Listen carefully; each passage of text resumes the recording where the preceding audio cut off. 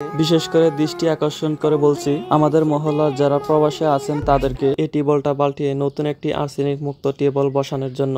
আসসালামু আলাইকুম। আজকে আমরা চলে আসলাম আমাদের মসজিদের অজুখানা পরিষ্কার করতে। অজুখানার ভিতরে হেওলা এবং ময়লা অনেক জমে আছে, তাই আমরা প্রথমে পরিষ্কার করে নিলাম। পরিষ্কার করা শেষ, এখন ব্লিচিং দিয়ে দেব। তাই ব্লিচিং দিয়ে একটি ব্রাশের মাধ্যমে আমরা ঘষা মাজা করতেছি। দেখলাম ময়লাগুলা উঠতেছে। ময়লাগুলা উঠা শেষ হলে আমরা কেমিক্যাল ব্যবহার করব।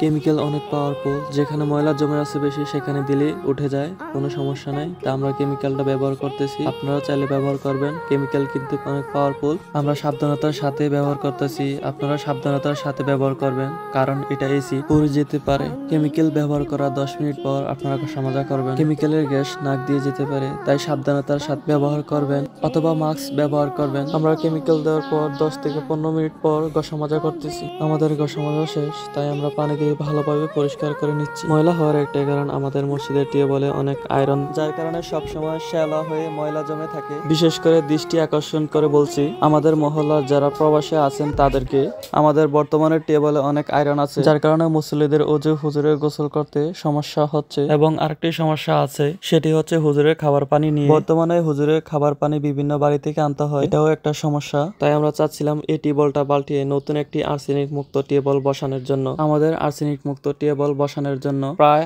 80 থেকে 90 হাজার টাকার প্রয়োজন। আপনারা যারা প্রবাসী আছেন তারা যদি একটু সাহায্য করতেন, আমাদের মসজিদের টিউবওয়েলের সমস্যাটা সমাধান হতো।